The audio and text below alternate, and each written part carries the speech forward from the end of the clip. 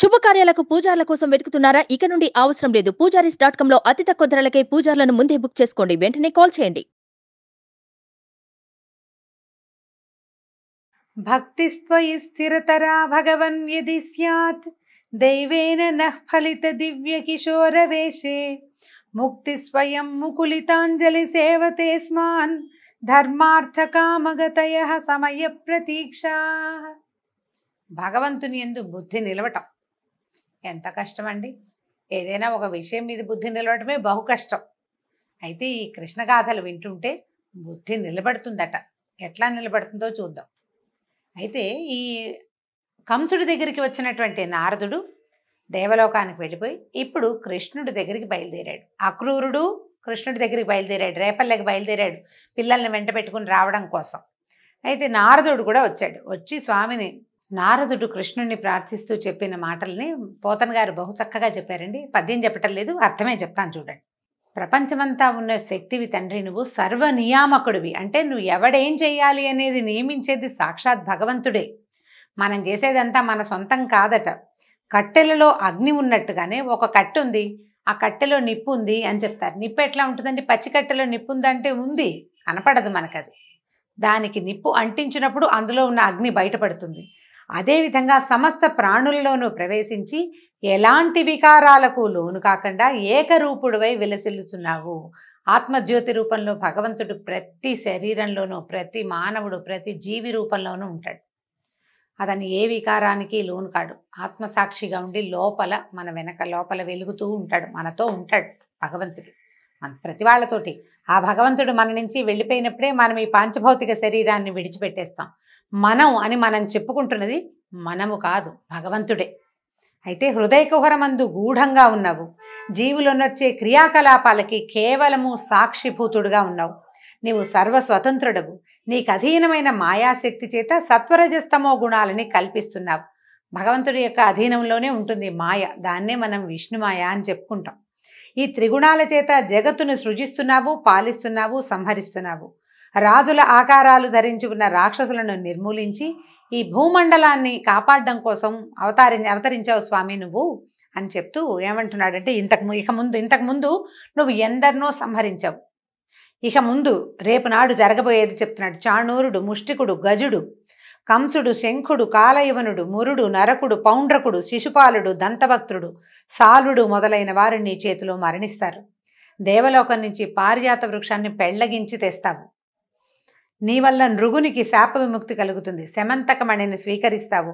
మృతులైన బ్రాహ్మణ కుమారులను తిరిగి తెచ్చి ఇస్తావు.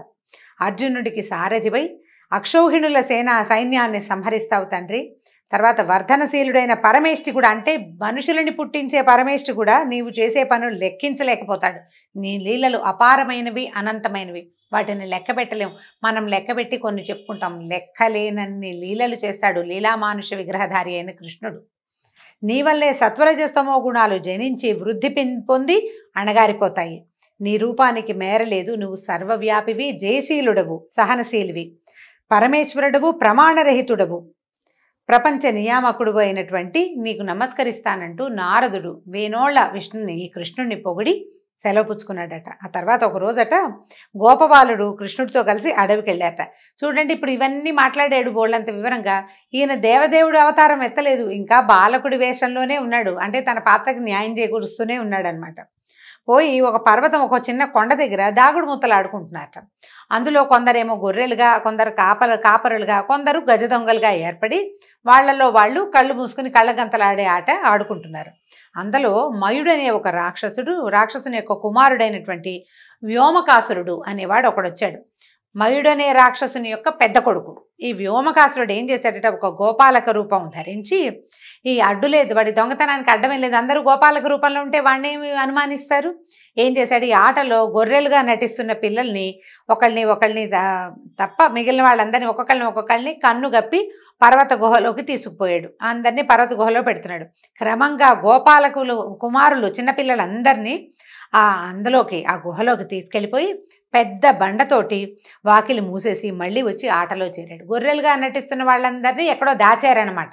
గోపాలకులు ఇప్పుడు గొర్రెల తాలూకు కాపర్లుగా ఉన్నవాళ్ళు వెతుక్కుంటూ ఉంటారు. ఇక దాచిన వాళ్ళు ఎవరు? గజ దొంగలుగా ఉన్నవాళ్ళు. ఈ కొత్తగా వచ్చిన రాక్షసుడు ఏం చేశాడు? ఆ గజ దొంగ వేషం వేసి పిల్లలందరినీ తీసుకెళ్లి దాచిపెట్టేశాడు కొండ గుహలో. సర్వజ్ఞుడు, గర్వాంధులైన ధనుజుల్ని దునుమాడేవాడైనటువంటి కృష్ణుడు నవ్వుతూ చెప్పాడు, ఓ రాక్షస, నీ గుట్టు బయలుపడింది. నువ్వు చాలా గజ దొంగవి, గొల్ల పిల్లలందరినీ కొండలో దాచిపెట్టావు, మిగిలిన వాళ్ళు కూడా పెడుదుగాని రా అని ఏం చేశాడట? సింహం తోడల్ని పట్టుకున్నట్టుగా ఇట్లా ఒడిసి పట్టుకున్నాడట, చంక కింద ఇరికించుకున్నాడనమాట.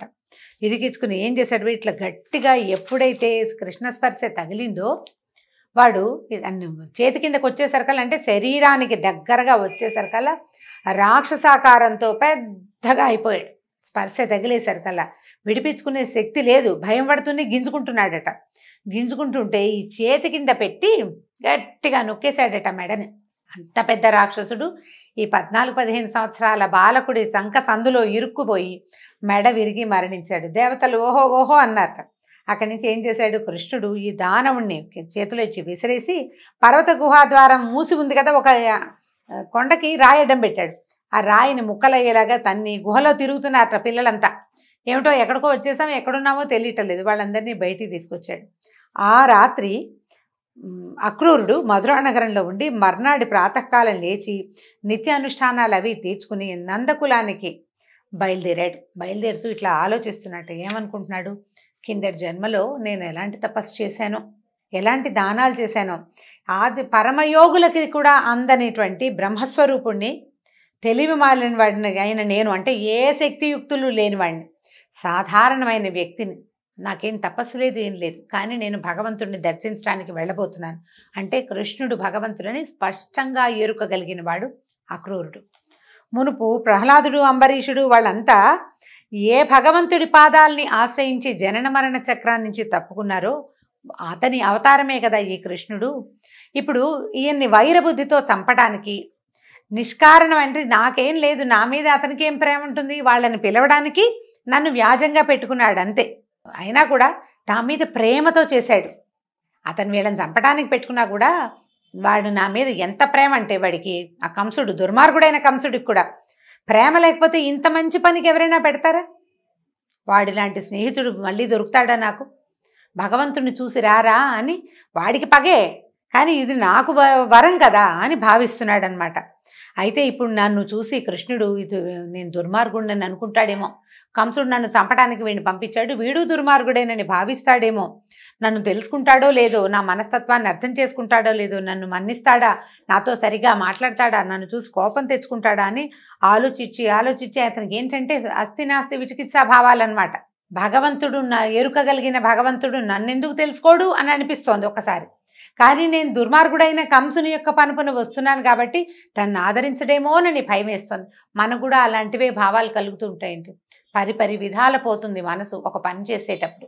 సరిగా చేస్తున్నామో లేదో తెలీదు, అవతల వాళ్ళు ఎలా మన్ని తీసుకుంటారో అర్థం కాదు. ఈ భావాలతో సతమతం అవుతూ ఏం చేస్తున్నాడు, అలా వెళ్తూ ఉంటే ఈ వెళ్ళే దారిలో అడవి మృగాలు, అంటే అతనికి మంచి శకునాలు కనబడుతున్నాయన్నమాట.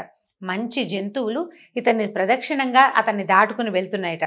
ఇంకా ఆలోచిస్తుంటే ఊహిస్తున్నాడనమాట. చక్కటి ముంగురులు, సందమామ లాంటి ముఖం, కంజదళాయితాక్షుడైన భగవంతుడిని నేను చూడబోతున్నాను అని చెప్పి ఊహించుకుంటున్నాడు. ఆయన రూపం ఎట్లా ఉంటుంది, కృష్ణుడి రూపాన్ని, అతని నవ్వు ముఖాన్ని ఊహించుకుంటూ నాకు అన్ని శకునాలు మంచివి జరుగుతున్నాయి కాబట్టి బహుశా నన్ను మాధవుడు మన్నిస్తాడేమో అని అనుకుంటూ నేను రాత్రిపూటే వెళ్ళి ఆయన కాళ్ళ మీద పడిపోతాను. అంటే నేను ఎలా దండం పెడతాను, ఎలా హ్యాండిల్ చేస్తాను అన్నీ మనం ఊహిస్తాం. ఏదైనా ప్రోగ్రామ్ చేస్తే ఇలా నుంచోవాలి, ఇలా నడవాలి, ఇలా మాట్లాడాలని ఊహిస్తాం కదా. అట్లాగే అక్రూరుడు నానా రకాల ఊహలు చేస్తున్నాడు అనమాట. ఎన్ని ఊహలో పరిపరి విధాల ఆలోచిస్తూ ఈ రథాన్ని ఎక్కి వేగంగా పరిగెత్తాడు. వెళ్తూ ఉంటే ఎలా ఉందంట అంటే గోకులం, ఇప్పటిదాకా మనం పెద్దగా గోకులం గురించి చెప్పుకోలేదండి. పోతన గారు బ్రహ్మాండంగా రాస్తారు. వెళ్ళి చందనము, మొల్ల, మల్లె, తాడి, మద్ది, గోరంట, మర్రి, మామిడి మొదలైన తరుగులతో నిండినది, వికసించిన ఎర్రతామరలు కలిగినది కనుకనే బాలరామకృష్ణుల్ని సంతసింపజేసేది అయిన బృందావనాన్ని తన ముందు తెలుసుకున్నాడు. అలా వెళ్తూ ఉంటే ఊరొచ్చి ప్రత్యక్షమైందట ఆయనకి. ఊళ్ళోకి వెళ్ళాడని చెప్పటం లేదు కవిగారు, ఆ ఊరు అతనికి కనపడింది. బృందావనంలోకి ప్రవేశించాడు. సాయంకాలం అయ్యేసరికల్లా దూడలు, కోడలు గేదెలు గుంపులు గుంపులుగా వెళ్తూ మేతకెళ్ళి అక్కడక్కడ పచ్చిక మేస్తూ ఎప్పటికీ రాకపోతే వాటి కోసం వెతకడం కోసం వెళ్ళి కొన్ని రావు ఉండిపోతుంటాయి. ఉండిపోతే వాటిని పిలుస్తూ ఉంటారనమాట. అన్నీ వచ్చినాయి, ఇవి రాలేదని, దూడలు ఉండిపోయినాయని, ఓ గేదె ఉండిపోయిందని. వీళ్ళు ఏం చేస్తారు, సాయంకాలం అయ్యేసరికల్లా కేకలు పెట్టి ఒక వెతుకులాడుకుంటారు ముందు. తర్వాత ఒకళ్ళనొకళ్ళు కేస్తారు, హే అక్కడుందా ఎర్రది నల్లది పచ్చది అని గుర్తులు చెప్పుకుంటూ కేకలు పెడుతున్నారు. ఆ కేకలు అరుపులు ఈ ఆవులని వాటిని పిలిచేందుకు ఒక ప్రత్యేకమైన సంకేత భాష ఉంటుంది. ఆ అరుపు తన యజమాని తాలూకు కంఠస్వరాన్ని ఆ పశువు గుర్తిస్తుందన్నమాట. అట్లాంటి కేకల్ని తర్వాత తమకు ఆమె పాలు కారుతూ పరిగెడుతున్న ఆవులు, దూడల కోసం పరిగెడుతున్న ఆవులని జాగరూకులుగా అటు ఇటుగా, అంటే ఈ ఆవుల మందకి అటు ఇటు ఏ జంతువులు రాకుండా కాపలా కాస్తున్నటువంటి గోపాలురిని చూసుకుంటూ ఎంత అందంగా ఉందో ఆ గోపల్లె. గోధుళ్ళు వేళ సాయంకాలం వేళ తిరిగి వస్తుంటే పశువులు అక్కడ రేగే దుమ్ము పరమ పవిత్రమైనదట. ఆ పవిత్రమైన గోధూళి తనని మరింత పవిత్రం చేస్తూ ఉండగా ఈయన బలరామకృష్ణుల భుజదండాలనే ప్రాకారాలతో రక్షింపబడుతున్న రేపల్లెలోకి ప్రవేశించాడు. ఎంత పరమాద్భుతంగా ఉందంటే ఆయన ఆ వెళ్తున్న దారినే చూసే నేను భగవంతుడిని చేరిపోయానని అత్యుత్సాహంతో గబగబా వెళ్తున్నాడనమాట. ఆవులు, దూడలు, తర్వాత ఎద్దులు, చిన్న చిన్న లేగదూడల చెంగనాలు, తల్లుల దగ్గరికి అవి పరిగెత్తటాలు, అట్లాంటి దృశ్యాలన్నీ గమనించుకుంటూ ఆనందంతో వెళ్ళాడు లోపలికి. అయితే అక్కడ పాదాల ముద్రలు కనపడ్డాయట. పద్మము, అంకుశము మొదలైన శుభలక్షణాలు కలిగిన కృష్ణుని అడుగుల చొప్పు సంతోషంతో అడుగుల ముద్రలు కనపడుతున్నాయట. వాటిని చూసి మేను పొలికించి ఆనంద భాష్పాలతోటి కళ్ళలోంచి నీళ్ళొచ్చేస్తున్నాయన్నమాట. అక్రూరుడు ఉత్కంఠతోటి రథం నుంచి దిగాడు. భగవంతుడిని చూస్తానన్న ఉత్సాహం, చూడబోతున్నానన్న ఆనందం, చూసేస్తున్నానన్న సంతోషం, ఇవన్నీ భక్తులకి ఎంత విపరీతమైన ఉద్వేగాన్ని ఆనందాన్ని కలిగిస్తాయో ఈ అక్రూరుడు ఈ నందవ్రజాన్ని దర్శించినప్పుడు రాసిన వర్ణన వ్యాసుల వారు పరమాద్భుతంగా రాశారు సంస్కృతంలోను. అది పోతన గారి వర్ణన అసలు చెప్పనలవగానే సౌందర్యవంతంగా ఉంటుంది. అవకాశం ఉంటే స్వయంగా చదివి తెలుసుకోండి. నేను తేలిగ్గా చెప్పుకుంటూ వెళ్తున్నాను కానీ చదవాలి దాన్ని. ఒక్కొక్క పదము, ఒక్కొక్క విషయము మనం స్వయంగా చదువుతూ ఉంటేనే ఆ అత్యద్భుతమైన పరమానంద అనుభూతి ఏమిటి అనేది మనకు తెలుస్తుంది. అక్కడి నుంచి లోపలికి వెళ్ళారు. ఆ వెళ్తూ ఉంటే వారికి ఏం కనిపించారంటే తామర రేకుల వంటి కన్నులు గలవారు, రంగారు మేనులు, చక్కని వస్త్రాలు ధరించిన వాళ్ళు, వెల్లి విరిసే కాంతులు, పచ్చనైనా నల్లనైనా చక్కటి వస్త్రాలు ధరించారు. కృష్ణుడేమో పసుపచ్చటి బట్ట కట్టుకున్నాడట, పంచ కట్టుకున్నాడు. బలరాముడేమో నల్లటి వస్త్రాన్ని కట్టుకుని పూలదండలు వేసుకుని ఎట్లా ఉన్నారంటే మన్మథాకారులుగా ఉన్నటువంటి పాలు పితికే వాడల్లో ఉండి, అంటే ఈ గొల్లపల్లెలో అలా సంతోషంగా తిరుగుతున్నటువంటి బలరామకృష్ణులని స్వయంగా మాంసనేత్రంతో దర్శించాడు అక్రూరుడు.